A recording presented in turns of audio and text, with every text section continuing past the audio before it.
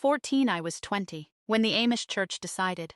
My silence was a confession. I was standing in the middle of the meeting house when Bishop Amos called my name for the second time. The first time I had heard it, everyone had. It landed in that room the way a stone lands in still water, the sound. Self small, but the rings spreading outward until they touched every wall, every face, every pair of folded hands.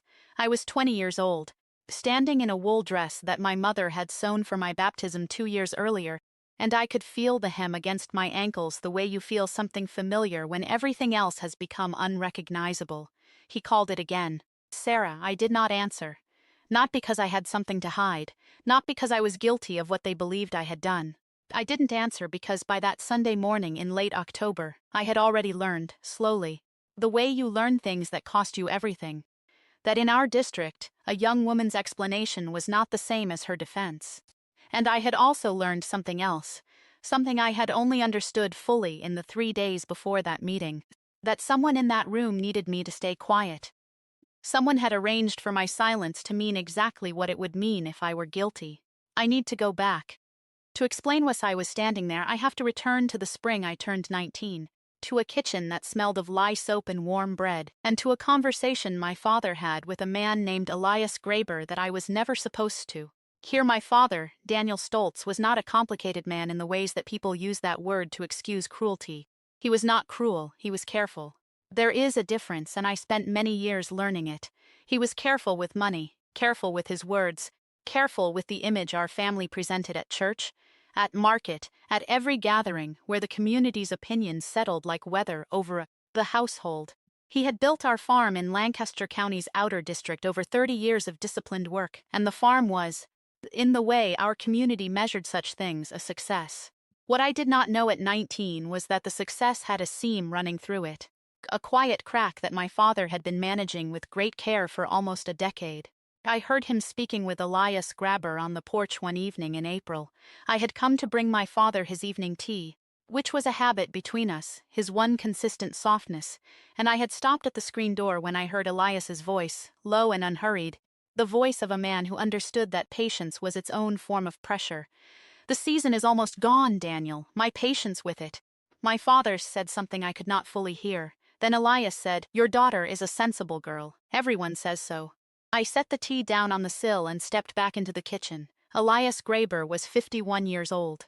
He had buried one wife and raised 4 children largely through the labor of the community around him. He served as a deacon in our district, which meant his opinion on matters of faith and conduct carried formal weight. He was not unkind in any obvious way. He simply occupied every room he entered in a manner that left less space for everyone else. I did not connect that porch conversation to myself for another 3 weeks.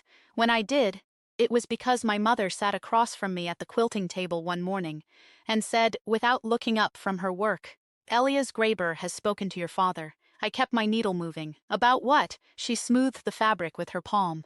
"About whether you might be willing to consider." I understood what those words meant. In our community, that particular arrangement of syllables had a specific shape, and every girl my age knew its outline. "I'm 19, I said. "I was 17, my mother said. And that was the end of the conversation, because it was not meant to be a conversation. It was meant to be an announcement delivered in the gentlest possible form. Over the following months, I learned what the arrangement was. My father owed Elias Graber a debt, not the kind that is written in a ledger, though there was money involved. A loan made 6 years earlier when a late frost had taken most of our harvest and my father had needed to replant.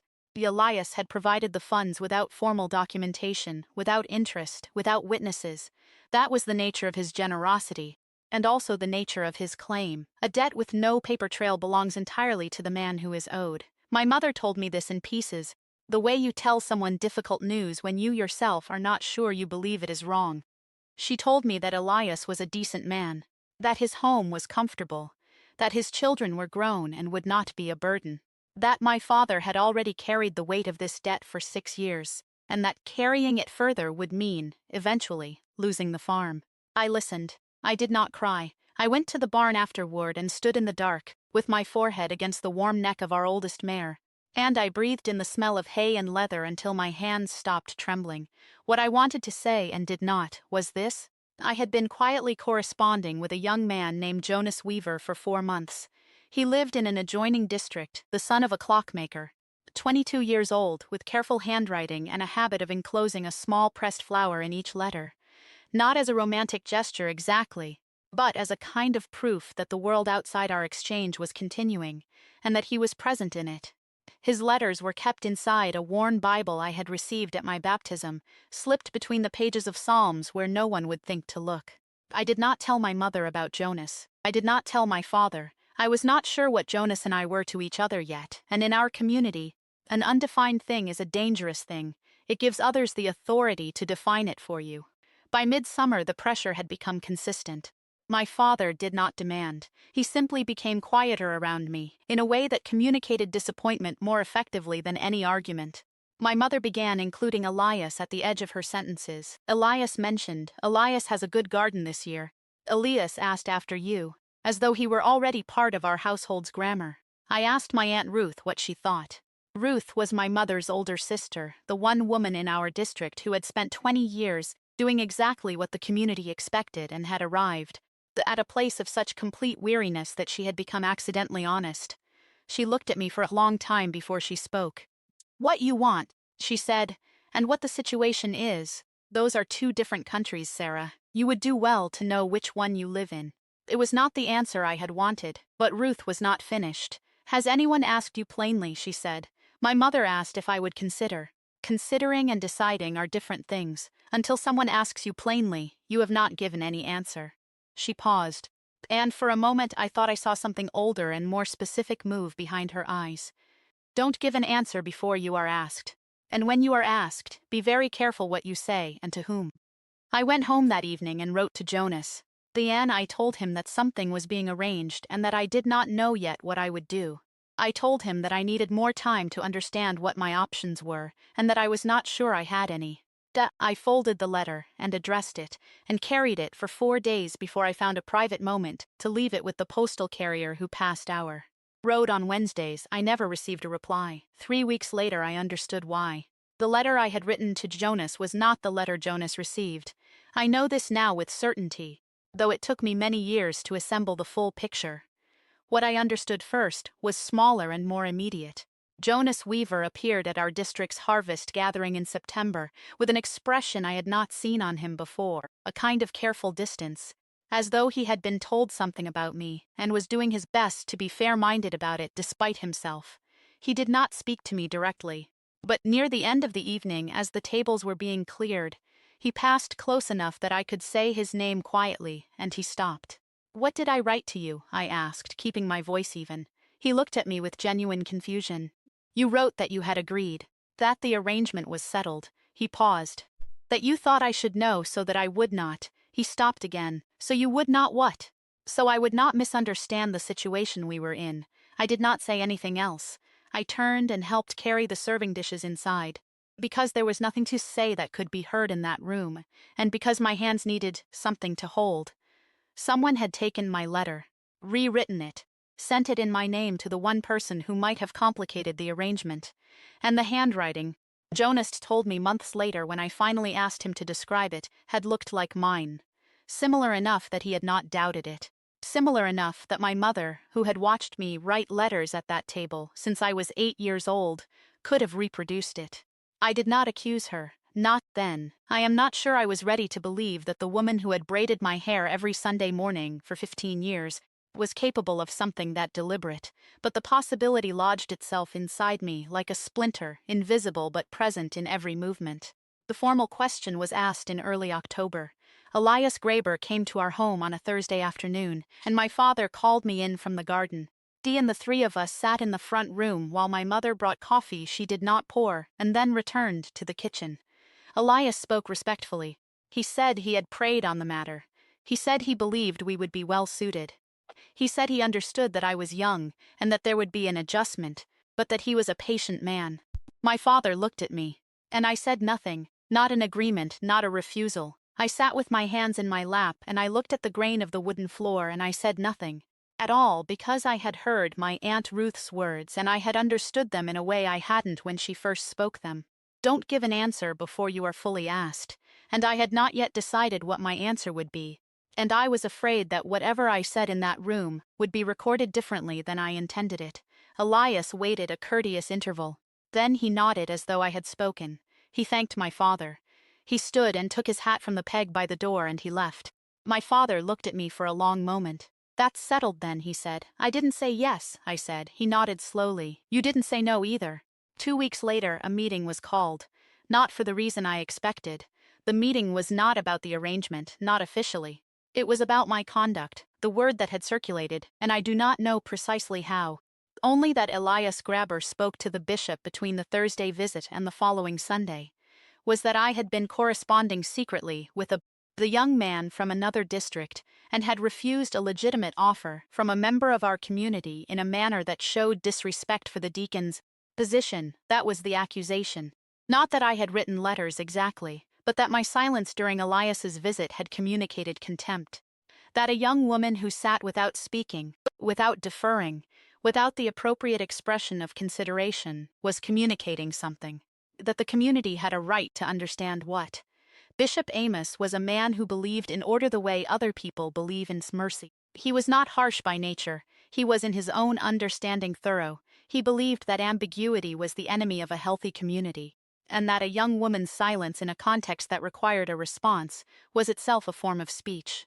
He called the meeting for a Sunday after the service. He asked me to stand and give an account of my conduct regarding both the letters and the Thursday visit. I stood. I looked at the room full of faces I had known all my life, neighbors, relatives, women who had brought food to our house when my brother was sick, men who had helped my father repair a fence after a storm. I looked at my mother, whose eyes were directed at her folded hands. I looked at my father, whose face carried the expression of a man watching something he had set in motion and could no longer stop. I looked at Elias Grabber, seated near the side wall, whose expression was one of patient, sorrowful concern. And the bishop called my name. I understood in that moment the full shape of what had been constructed. If I spoke now, if I explained about the letter, the rewriting, Jonas's confusion, the Thursday meeting, my deliberate silence, I would be accusing my mother of forgery and my father of deception and Elias Grabber of using a private debt to arrange the marriage. I would be standing alone with those accusations in a room that had already decided the outline of what happened. I would have no proof except Jonas's word, and Jonas was not in that room, and Jonas was from another district, and Jonas had already, I now understood, been deliberately removed from the situation. If I stayed silent, the silence would be taken as confirmation of whatever they had already decided. The bishop called my name a second time. I did not answer. The room was very quiet. Someone near the back shifted on a bench. A child made a small sound and was quickly hushed. Through the high windows, I could see the sky outside, that particular pale October blue that seems too clean for the things that happen beneath it. Bishop Amos said, in the measured tone of a man concluding a careful process, "We understand those 2 words, that was all." What followed was not a formal shunning. Our district did not move immediately to that. What happened was a quieter, more complete form of removal. Conversations ended when I entered rooms. Invitations stopped arriving. At church I occupied the same bench I always had. But the woman who had sat beside me for 4 years shifted slightly in a direction that was not quite deliberate enough to be called a decision. My father did not speak to me about the meeting. My mother continued cooking, continued the domestic rhythms of the household, as though a layer of glass had been placed between us and neither of us had pointed it out.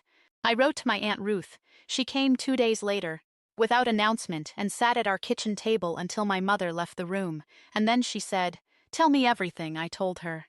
All of it. The letter I had written to Jonas. What Jonas had received instead. The Thursday meeting. What I had not said. What the bishop had decided my silence meant. Ruth listened without interrupting. When I finished, she was quiet for a while. Then she said, "The letter to Jonas. Do you still have any of his letters to you?" I did. They were still inside the Bible, behind the Psalms. "Keep them," she said. "And write down today everything you just told me. All of it, with dates, with exactly what was said. Put it with the letters. And then leave it alone until you know what you are going to do." "What am I going to do?" I asked. Ruth looked at me with that particular exhausted clarity of hers. "That," she said, "is the first question that is entirely yours to answer." I did not stay. I want to be plain about that, because I think plainness is what I owe this story after so many years of other people deciding what my silence meant. I left in November, 3 weeks after the meeting. I left with the Bible, with Jonas's letters, with the document I had written at Ruth's instruction, and with the small amount of money I had saved from selling quilting work at market over 2 years. I left before dawn on a Wednesday, because the postal carrier passed our road on Wednesdays and I had arranged, through Ruth, who had more courage than I credited her with at the time, for Jonas to meet me at the crossroads 2 miles from our farm. He was there. He had come because Ruth had written to him directly, explaining what had actually happened, and because Jonas Weaver was the kind of person who, when given true information, acted on it. We were not yet certain what we were to each other. That came later, slowly and honestly. The way things come when they have not been arranged by someone else's debt. I think about my mother. I have thought about her more than I expected to, over the years. I do not know with absolute certainty that she was the one who rewrote my letter. I have reasons to believe it, and I believe them, but I also think about the life she lived, the choices she made at 17 that were not choices in any meaningful sense of the word, and the ways that a person can become so accustomed to a system that they begin to protect it even from their own children, believing that protection and love are the same thing. I do not think they are the same thing, but I understand how someone arrives at that confusion. The bishop decided my silence was a confession. He was both completely wrong and in a way he did not intend, accidentally right. My silence was not a confession of guilt, but it was a decision. In that room, in that particular October quiet, with the pale sky through the high windows and the sound of a child being hushed, and my mother's eyes fixed on her own hands, I made a choice to stop explaining myself to people who had already written my explanation for me. That was what my silence confessed. That I was done. I am 53 years old now. I live quietly, in a life I chose. And the choosing of it cost me things I still notice in small moments. A Sunday morning that feels empty in a particular way. Quilt pattern I recognize. The smell of lye soap that carries an entire childhood in its edges. These are not regrets.